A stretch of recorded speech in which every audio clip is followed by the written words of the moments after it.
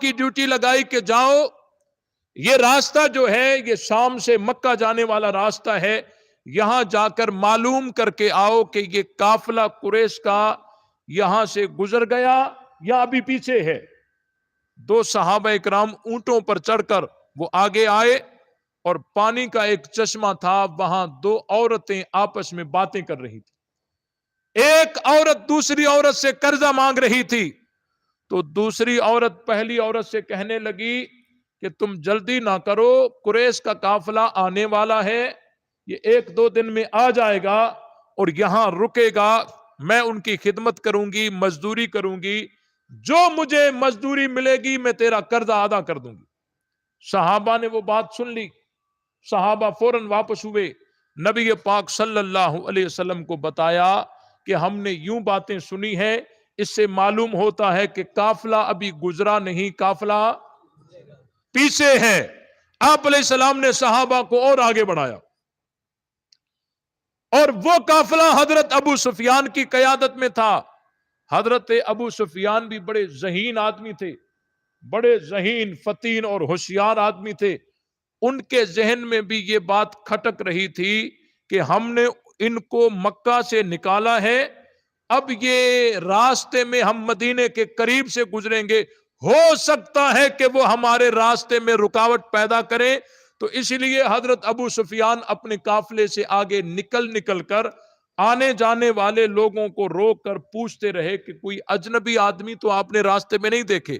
یوں پوچھتے پوچھتے اس پانی کے چشمے پر پہنچے, اور وہاں ان سے یہی پتا چلا کہ یہاں 2 اجنبی آدمی آئے تھے, یہاں انہوں نے پانی پیا, اونٹوں کو وہاں باندھا اور یہاں پانی پی کر ہاتھ منہ دھویا, پھر اونٹوں پر چڑھ کر چلے گئے. حضرت ابو سفیان اس جگہ پر چلے گئے جہاں اونٹ انہوں نے باندھے تھے, وہاں گئے, وہاں اونٹوں کی لید پڑی ہوئی تھی. اس لید کو اٹھایا اور اس کو توڑا, تو اندر سے کھجور کی گٹھلیاں نکلیں.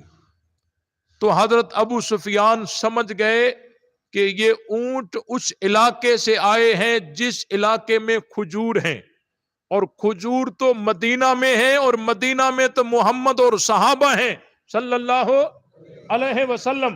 تو میرا جو گمان تھا وہ صحیح نکلا کہ یہاں محمد اور ان کے صحابہ آئے ہوئے ہیں, اس لیے فوراً واپس ہوئے اور اپنے قافلے کا راستہ بدل دیا.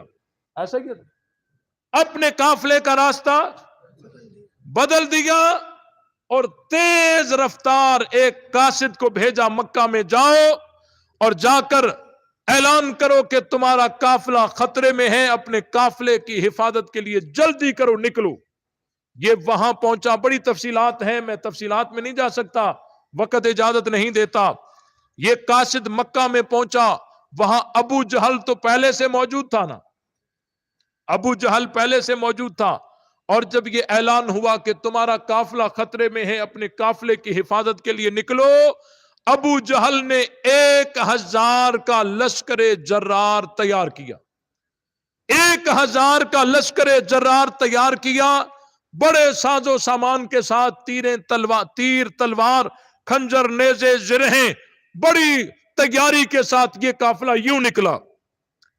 اب صحابہ کرام جو نکلے تھے لڑائی کے ارادے سے تو نکلے نہیں تھے, وہ تو ایک قافلے کے تعاقب کے لیے نکلے تھے, لیکن یہاں سے بڑا لشکر آ رہا ہے ابو جہل کی قیادت میں.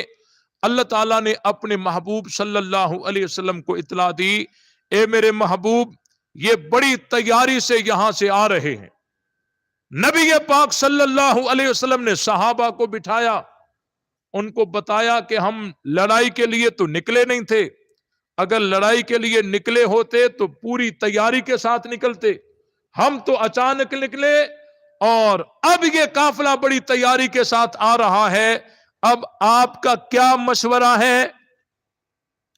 اگر ہمارے جیسے لوگ اس وقت ہوتے نا تو ہم تو کہتے حضرت ہماری تلواریں تو گھر پڑی ہوئی ہیں, آپ نے تو ہمیں پہلے بتایا ہی نہیں ہے.